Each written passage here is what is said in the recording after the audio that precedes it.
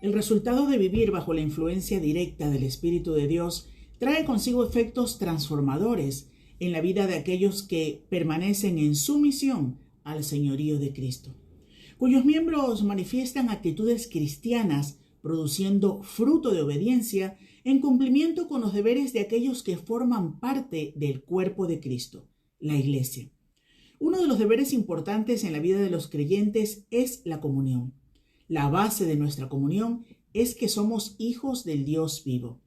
El libro de Hechos resume así el nacimiento de la Iglesia en el día de Pentecostés. Y en un solo versículo declara los elementos importantes de la vida de Iglesia. Hechos capítulo 2, versículo 42 dice: y perseveraban en la doctrina de los apóstoles, en la comunión unos con otros, en el partimiento del pan y en las oraciones. Es importante señalar que la doctrina de los apóstoles mencionada en este versículo se refiere única y exclusivamente a la palabra de Dios. Aquellos creyentes de la iglesia primitiva no tenían las escrituras. Sin embargo, la verdad de Dios revelada, recibida por los apóstoles, era el fundamento para el crecimiento y la madurez de los creyentes. Ellos eran los encargados de transmitir las enseñanzas que recibieron directamente de nuestro Señor Jesucristo. En 1 de Juan capítulo 1 versículo 3 dice: lo que hemos visto y oído, eso os anunciamos, para que también vosotros tengáis comunión con nosotros, y nuestra comunión verdaderamente es con el Padre y con su Hijo Jesucristo. Esta es la doctrina, la base de la iglesia primitiva y también de la iglesia contemporánea. Todo lo que leemos nos muestra la naturaleza en la que opera una iglesia integrada, fusionada, unificada. En Juan 8:31 Jesús dijo: si vosotros perseveráis en mi palabra, seréis verdaderamente mis discípulos. Tener un apetito apasionado por las Escrituras, perseverando en ellas, créame, es una muy buena señal. La primera iglesia estaba junta, perseveraban en el estudio de las Escrituras y dice que tenían comunión. Claro, quizás podríamos decir, estaban juntos estudiando las Escrituras. Ya eso incluye la comunión. Pero en este versículo no hay redundancia. Fíjese, usted puede congregarse, ir, escuchar el mensaje y luego salir despavorido. En realidad, alguien que hace eso, que puede ser por muchos motivos, no estamos para señalar ese asunto. Pero esa persona que estuvo escuchando el mensaje, adorando junto a otras personas y salió tan pronto terminó el culto, no tiene comunión con aquellos que le rodean. Por ese motivo, este versículo señala una unión. Este versículo habla de un compañerismo, una participación mutua, animándose unos a otros. Y menciona compartiendo el partimiento del pan. Compartir la mesa del Señor, recordando el amor sacrificado de Cristo que lo llevó a morir en la cruz, nos recuerda que Él nos amó primero y que todos los que estamos comiendo y bebiendo hemos sido redimidos. Eso forma vínculos, afianza nuestra comunión y es a la vez un ejercicio que purifica a la iglesia, porque previo a realizar esta celebración tenemos que purgar nuestras conciencias, confrontando nuestros pecados y una vez arrepentidos, puestos estos a los pies de la cruz. Y ese amor que ahora se esparce entre nosotros y nos une en una sola familia de la fe, produce en nosotros la necesidad tan grande de perseverar en la oración. ¿Sabe? Hay lazos que se refuerzan cada vez más cuando unánimes oramos los unos por los otros. Es un ejercicio espiritual que produce consuelo y nos fortalece como iglesia. Escuche esto, para un cristiano es inexcusable no participar de una comunidad de creyentes en todas sus actividades. Todas las actividades declaradas en este versículo, todas deben ser vividas y desarrolladas por todos.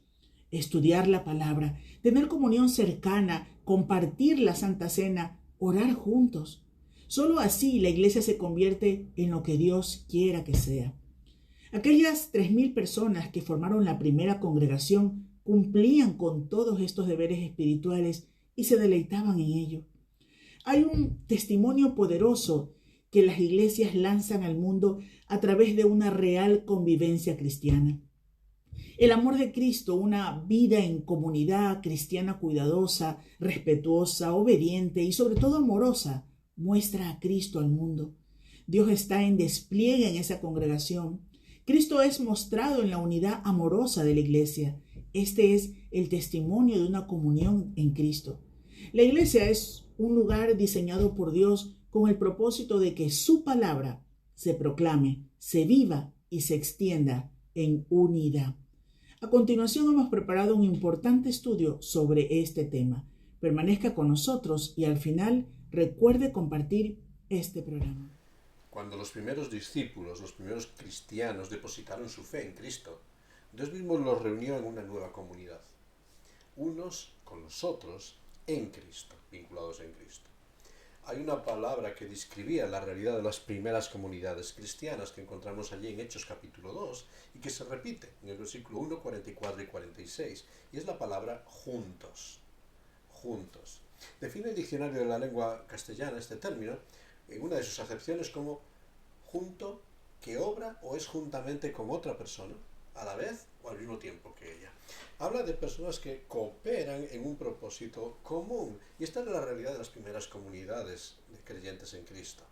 A la par, sobre todo en el libro de Hechos, esta palabra juntos va unida con otro término que es unánimes, es decir, con una misma mente, con la capacidad de acordar y hacer concordar las diferentes formas de pensar.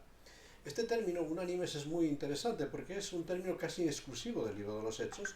Fuera del libro de los Hechos solamente se menciona en una ocasión en Romanos capítulo 15, versículo 6. O sea que es un término que nos habla de la realidad de una comunidad de personas que no eran iguales, que no eran afines, pero sí que lograban la armonía. Y esta imagen de armonía es muy ilustrativa. Es muy ilustrativa la imagen de un acorde musical. Un acorde es la suma de diferentes notas que logra crear una armonía perfecta. Cada nota necesita de sus relativas para generar estas armonías maravillosas. Lo mismo sucede con la dinámica de la vida espiritual. Necesitamos los refuerzos de otros, diferentes de nosotros, para que en conjuntos hagamos resonar la armonía de la unidad. Los creyentes nos necesitamos unos a los otros. Y todos necesitamos de Cristo. Y en esta triada de la comunidad de la fe vamos a encontrar la armonía maravillosa en medio de esta sociedad. Cristo como la nota fundamental, la comunidad de creyentes como esa realidad de un ambiente, de un entorno diferente, y el individuo como la persona diferente en medio de todo este ambiente. Necesitamos vivir y compartir nuestra vida con Él. Necesitamos vivir y compartir nuestra vida los unos con los otros. La Biblia, de forma constante, nos presenta la realidad de la vida cristiana como una experiencia de comunidad. Se nos habla de un pueblo, se nos habla de un edificio, de una familia, de un cuerpo. Como familia de Dios, somos una comunidad espiritual. Y cada uno formamos parte de esta comunidad, aun siendo muy diferentes. Cada uno somos miembros de un cuerpo, aun cumpliendo funciones muy distintas. 1 Corintios capítulo 12, versículo 27. Realmente en el cuerpo hay muchos miembros, pero todos forman un solo cuerpo. La manifestación visible de esta realidad es cuando nos congregamos y cuando colaboramos juntos en el crecimiento de la iglesia local, en el crecimiento del edificio visible de nuestro Dios, el templo de Dios, en el crecimiento de este templo para la gloria de nuestro Dios. Sin embargo, durante los últimos años hemos notado cómo la cristiandad, ocupada y atareada con muchos afanes materiales, hemos dejado en el olvido la realidad de una vida en comunidad. Ya no como meros asistentes de un espectáculo dominical, sino de ser miembros de un cuerpo y sacerdotes de la casa de Dios. En las situaciones vividas de la pandemia global que hemos vivido hace poco tiempo, ha llevado a vivir un largo periodo de aislamiento social y que solamente han agravado un problema que ya se venía vislumbrando en el tiempo. Y es el peligro del aislamiento espiritual. La fe, hemos empezado a verla como una experiencia individual. Y esto dista mucho de los estándares del Nuevo Testamento, que nos habla de una experiencia comunitaria. En la primera comunidad de fe que encontramos en Hechos capítulo 2, encontramos la realidad de una comunidad heterogénea. No eran creyentes que se reunían en la base de sus afinidades humanas, ya sean razas, idiomas, liturgias. A veces vemos hoy en día como muchas veces las comunidades cristianas se reúnen por afinidades materiales y humanas, sino que la primera comunidad cristiana tenía una unidad diferente. Se unían en torno a la persona de Cristo y al testimonio del poder de Cristo. Fíjate, había muchas diferencias, pero lo que tenían en común era la persona del Señor Jesucristo. Y así nos encontramos los efectos de aquel primer Pentecostés. Hechos capítulo 2, versículo 41 a 47, estamos viendo los efectos de la venida del Espíritu Santo sobre aquella comunidad de creyentes. Y a veces, perdiendo la atención en hechos importantes, pero secundarios, perdemos de vista lo importante. Empezamos a escuchar los discursos en el aposento. Hablamos de la manifestación del Espíritu Santo y perdemos de vista que el hecho fundamental no fue otro que el arrepentimiento y la conversión de 3.000 almas que se unieron a la comunidad de fe. Se unieron a una comunidad de redimidos para apoyarse, acompañarse, estimularse, esforzarse para seguir caminando en la verdad revelada de Dios. Claro que había muchas presiones en una sociedad que acababa de dar muerte al Mesías. Claro que los conflictos eran muchos en una sociedad que estaba dominada por la violencia. Sin embargo, la comunidad de fe era el apoyo perfecto para perseverar en el camino que habían emprendido, para perseverar juntos. Pero también podemos percibir cuál era la ocupación de aquella primera comunidad de redimidos. Una ocupación que nos habla de un ministerio que debe de ser la realidad de la comunidad de fe, que es la Iglesia. Un ministerio netamente espiritual. Y sobre todo, en Hechos nos relata 4 pilares básicos de esta comunidad de fe. Nos dice que el primer pilar era la enseñanza apostólica. El ministerio de enseñanza de aquellos que habían caminado con Jesús era esencial para aquella comunidad. Los nuevos creyentes estaban ávidos de conocer más y más de lo que Jesús había comunicado durante los años de su encarnación.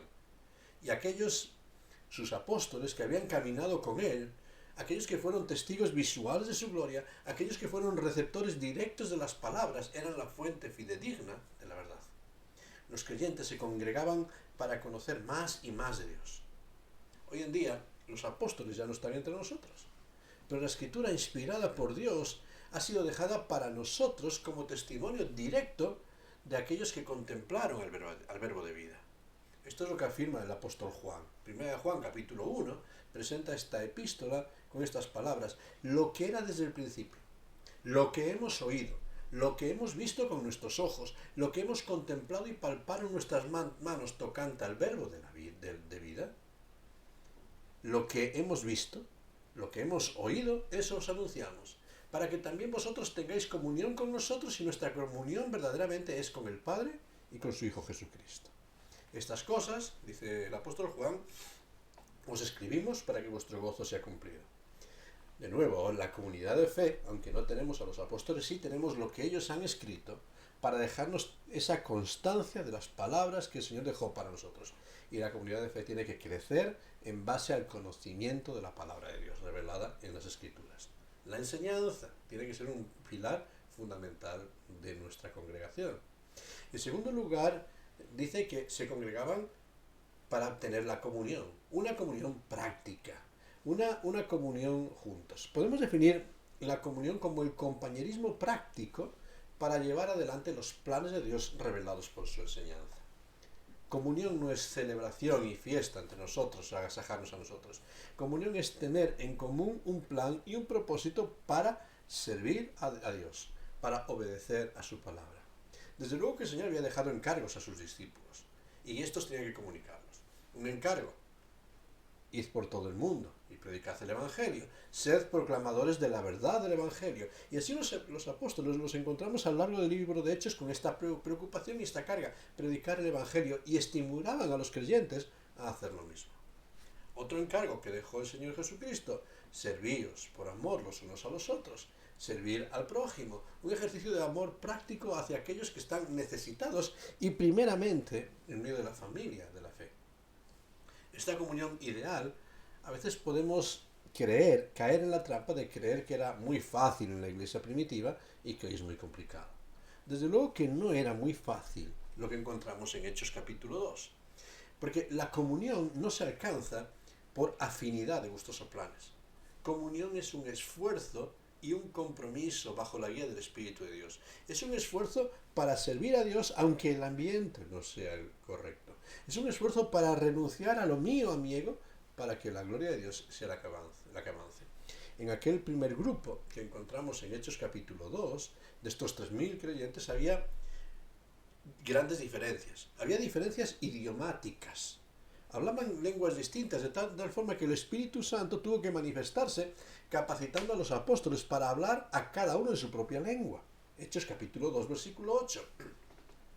Lo que encontramos en Hechos 2 no es esta glosolalia indefinida que muchos practican por ahí y lenguajes absurdos. Lo que encontramos en Hechos capítulo 2 en Pentecostés es que Dios toma a personas sencillas como eran sus apóstoles, personas sin grandes capacidades doctrinales o académicas, y les permite de forma providencial hablar en las lenguas de aquellas personas que estaban representadas allí. Había personas de diferentes partes del mundo con idiomas muy distintos y los apóstoles pudieron transmitir el Evangelio en el idioma de cada uno de ellos. Pero además había diferencias raciales, diferencias étnicas, diferencias culturales, diferencias sociales, diferencias en todos los niveles de la vida. Hechos capítulo 2, versículos 9 al 11. Ves ahí un listado de diferentes nacionalidades, gentiles, prosélitos del judaísmo, judíos arraigados en sus creencias. Pero incluso en aquella comunidad había también burladores. Había recelosos de todo lo espiritual y que negaban la veracidad del testimonio apostólico. Personas que se estaban riendo, que se estaban burlando, que estaban generando conflictos. Hechos capítulo 2, versículo 13. De hecho, todas estas realidades y disensiones derivaron pronto en tiempos de quejas, porque algunos consideraban que había ciertos favoritismos en los repartos de las ayudas en aquel tiempo. La comunión que nos demuestra la iglesia primitiva no es afinidad, ni un camino fácil, sino que es la decisión de aquel que ha creído en Cristo para colaborar con otros creyentes con el propósito de llevar a cabo el plan de Dios, aun cuando todo no se haga conforme a sus ideales o gustos. No buscamos en la iglesia afinidad. En la iglesia no estamos buscando que todo sea como yo quiero. En la iglesia buscamos servir a Cristo, conforme al plan de Cristo para cada una de nuestras vidas. Perseveraban en la enseñanza apostólica, en la comunión, en el plan para llevar adelante los encargos de Dios para sus vidas. Perseveraban en tercer lugar también en el partimiento del pan. Y con esto hablamos de la identificación con Cristo. La iglesia primitiva era constante en recordar que su origen era Cristo mismo. Y por medio del partimiento del pan recordaban la muerte y la resurrección de Cristo, de tal forma que en la iglesia solo quedaba la posibilidad de dar gracias, porque nadie es miembro del pueblo de Dios sobre la base de méritos personales. No quedaba lugar al orgullo. Lo que nos reúne no son los logros, no son las afinidades terrenales, sino la obra del Señor Jesucristo en favor nuestro. Solo Cristo murió en la cruz. Solo Cristo resucitó del sepulcro y solo a Cristo podemos celebrar. Él es lo que nos une. Por eso, en obediencia al encargo del Señor, un encargo dado a los discípulos, los creyentes se reúnen para proclamar la victoria de Cristo. Cristo venció al pecado, Cristo venció a la muerte, Cristo venció a toda desesperanza para darnos una perspectiva. Quizás en muchos momentos del presente tenemos una perspectiva de la iglesia un tanto egoísta y lejana del plan sacerdotal de Dios para nosotros. Todos somos sacerdotes. Desde luego que no acudimos a la congregación en busca de ayuda en los momentos de debilidad, aunque vamos a recibir ayuda. No acudimos a la congregación en busca de calma o dirección para la vida en medio de las crisis, aunque la vamos a recibir. No acudimos en pos de logros y bendiciones personales. Acudimos a la comunidad de redimidos en obediencia al encargo de Dios. Él nos llamó a trabajar juntos, a estar juntos. Acudimos en obediencia al plan de servir como piedras, como miembros de un edificio que da gloria a Dios por todo el favor que Él ha hecho hacia cada uno de nosotros. Acudimos a la iglesia para entregar nuestra vida y todo lo que somos en gratitud a Dios, al igual que Cristo se entregó primero por nosotros. Y esto lo recordamos constantemente con la celebración de la mesa del Señor. Aquel que no escatimó su propio Hijo, ¿cómo nos dará todas las cosas? Y aquel que nos amó de tal manera, ¿cómo no podemos amarle y comprometernos con su edificio, con manifestar su gloria en medio de este tiempo? Y cada vez que acudo a la iglesia, pongo mi vida, mi piedra, para que el templo de Dios se haga visible en medio de esta generación. Nos identificamos con Cristo, aprendemos de la doctrina apostólica, tenemos comunión los unos con los otros. Y en cuarto lugar, aquella comunidad también era una comunidad de personas dependientes. Y por eso constantemente elevan oraciones. Eran personas que reconocían su debilidad y que necesitaban la ayuda de Dios para enfrentar el camino. En muchas ocasiones, en torno de burlas, se ha dicho que la iglesia es para débiles, para personas que no son suficientes para enfrentar los problemas de la vida. Me atrevo a decir que no falta razón en este comentario. El apóstol Pablo va a decir que lo pobre, lo vil, lo que no es, ha escogido Dios para avergonzar a lo que es. Por eso yo añadiría a este comentario jocoso que la iglesia sí es la comunidad de personas débiles, pero personas que son conscientes de su debilidad y reconocen su necesidad. Frente a las demandas e incertidumbres de la vida, nadie, absolutamente nadie, es suficiente. Nos encontramos cada vez más, cuando vemos la realidad de nuestra sociedad, con la realidad de vidas insatisfechas. Vidas que se encuentran vacías, vidas que no encuentran respuestas y que buscan huir de su realidad por medio de adicciones, por medio de fiestas, por medio de ideales psicológicos. Buscamos algo que calme las tormentas, porque vivimos insatisfechos. Tristemente, y esta realidad se está agravando en nuestros días cuando muchas personas están llegando a extremos radicales y no soportan sus cargas, llegando a destruir y quitar su propia vida. Nuestra sociedad grita a causa de la debilidad.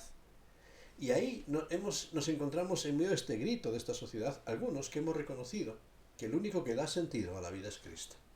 Y por eso, conscientes de nuestra fragilidad, buscamos el amparo de Dios, de su palabra, de la comunidad, del amparo de la comunidad de aquellos que se sienten desvalidos como nosotros. No buscamos tanto las bendiciones, sino reconocemos que Cristo es todo cuanto necesitamos. Y es cierto, la comunidad está llena de personas que cojeamos, que flaqueamos, que tenemos todo tipo de debilidades, pero que la reconocemos y que decimos, Señor, necesitamos tu ayuda. La iglesia es una comunidad de personas débiles, pero que tienen el valor para reconocerlo, no lo ocultan. Esta comunidad se juntaba para orar, unos con los otros y unos por los otros. Una de las señas de la debilidad de la cristiandad en el presente se encuentra en el hecho de reuniones de oración que no son concurridas, que se nos olvidan, que no sentimos el apremio de orar juntos. Sí que sabemos de la responsabilidad y la necesidad de orar, y de nuevo el engaño del diablo nos ha hecho creer que orar a solas en nuestro aposento con nuestra familia es suficiente. Desde luego que orar a solas y con la familia es necesario, pero la oración comunitaria es el respirar de la iglesia, es la manifestación de nuestra preocupación por el pueblo de Dios.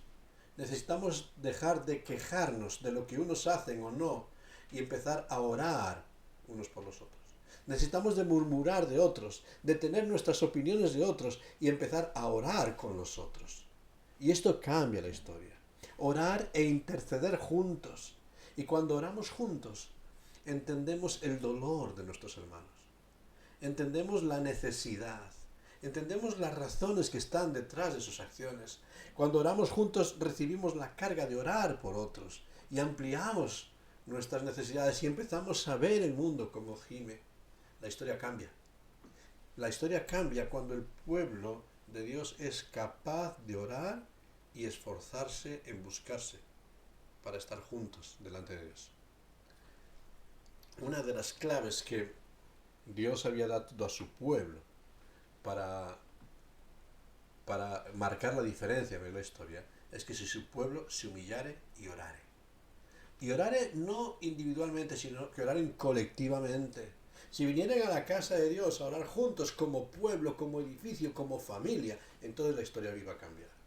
¿Tenemos ese celo en el día de hoy? Estas primeras comunidades de redimidos también marcaron una seña diferente. Aparte de estas 4 características esenciales, comenzaron a reunirse el primer día de la semana. Hechos capítulo 20, versículo 7. Comenzaron a reunirse los domingos. Distanciándose del judaísmo de su tiempo, los creyentes comienzan a vivir la realidad de una nueva vida, de las nuevas cosas, de los nuevos comienzos. Celebran no la fatiga de la ley. Empiezan a celebrar la victoria de la resurrección. La victoria sobre todo lo que les esclavizaba. Empiezan a celebrar la nueva vida en Cristo, un nuevo comienzo. Y por eso también reciben este nombre, Eclesia, iglesia, el conjunto de aquellos que son llamados aparte. Llamados aparte al margen de liturgias, al margen de creencias humanas, al margen de inmoralidad de los tiempos, apartados de los valores de la humanidad que lucha por sus razones para servir al Dios vivo y vivir para la gloria de Dios.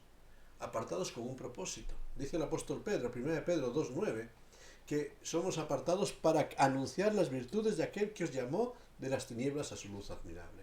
Apartados de las tinieblas de una vida sin rumbo para anunciar las virtudes, la gloria de la luz admirable en Cristo.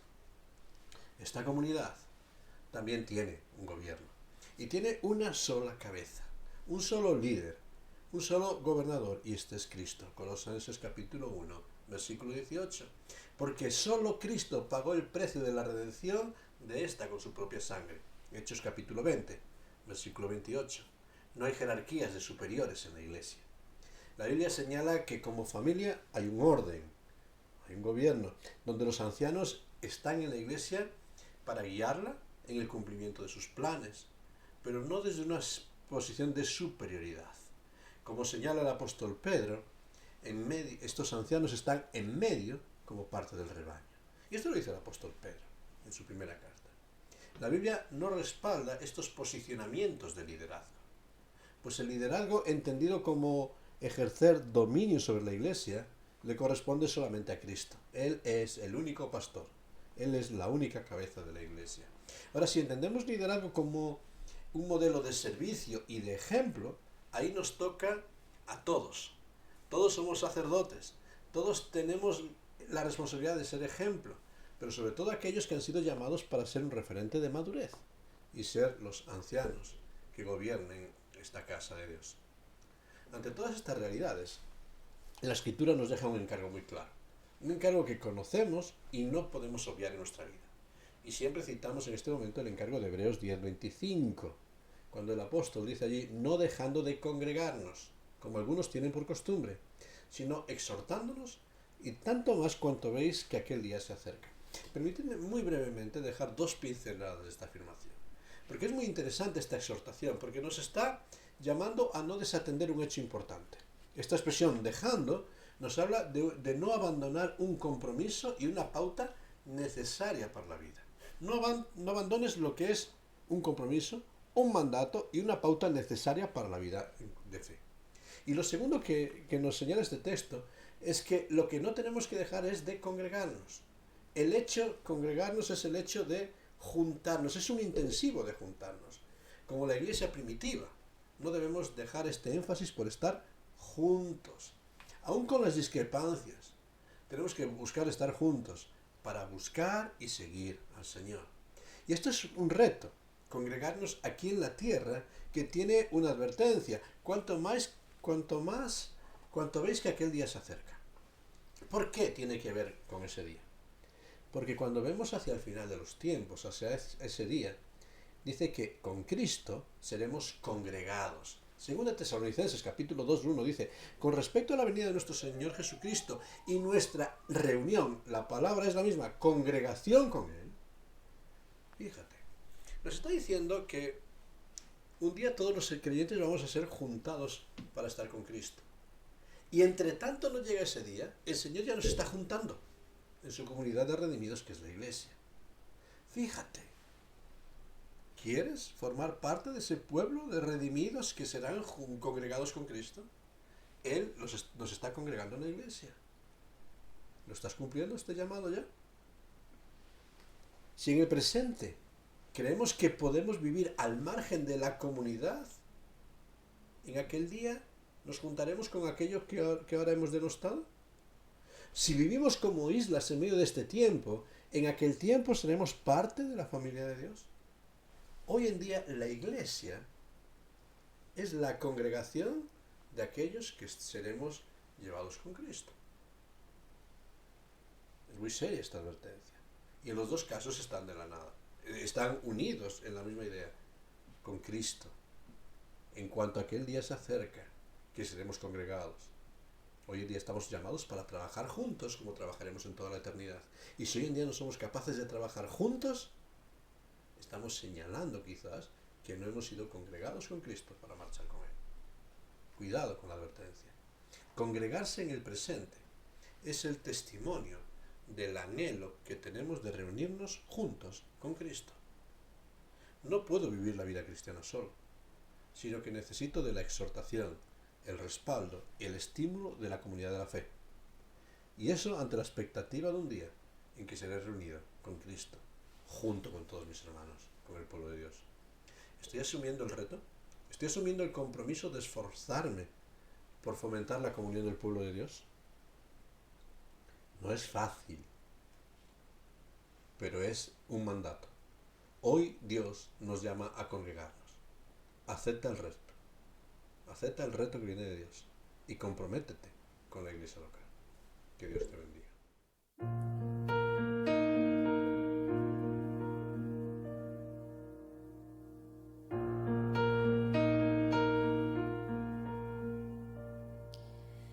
Prepara, oh Dios, mi corazón para recibir. Rompe el duro suelo en mí, ayúdame a creer. Tu palabra siembra en mí su fruto. Haz que pueda escuchar, guíame en tu verdad, muestra a Cristo, muestra a Cristo, revela, oh Dios, tu gloria a través de tu verdad, hasta que todos confiesen, Cristo es Señor.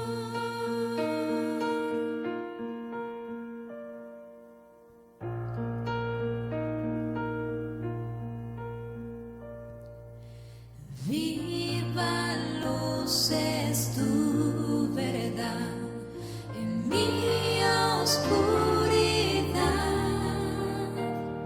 me guarda en la tentación, sabiduría me da,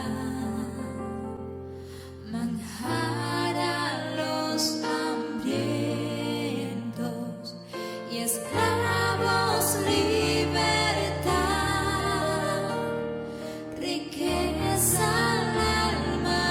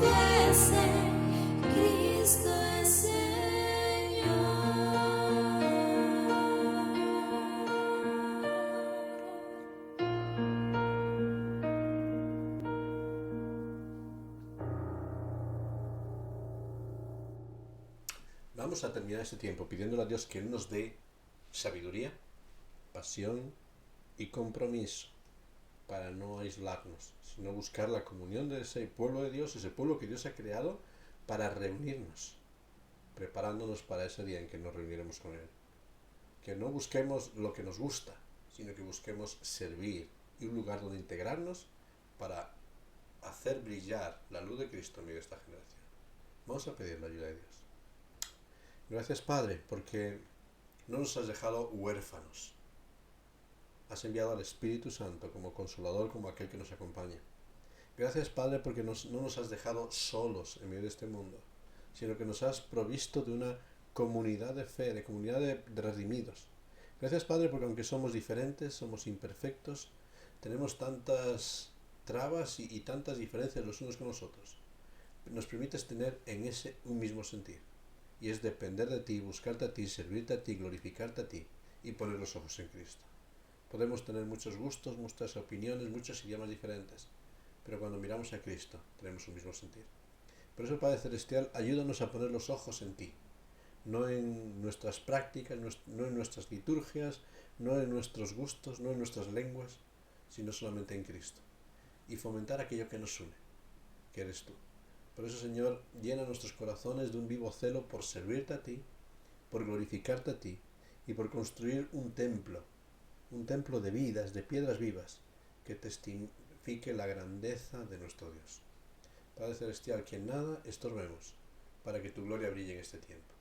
Y ayúdanos a asumir ese reto de involucrarnos y servir como instrumentos de tu obra y para tu gloria. Ayúdanos a involucrarnos en tu iglesia. Ayúdanos a ser miembros activos de tu iglesia. Ayúdanos a ser esos sacerdotes que dignifiquen tu nombre y tu gloria. Te lo pedimos a ti y te damos muchas gracias. Y lo hacemos pidiéndotelo en el nombre de nuestro Señor Jesucristo. Amén. Que Dios te bendiga en todo este tiempo.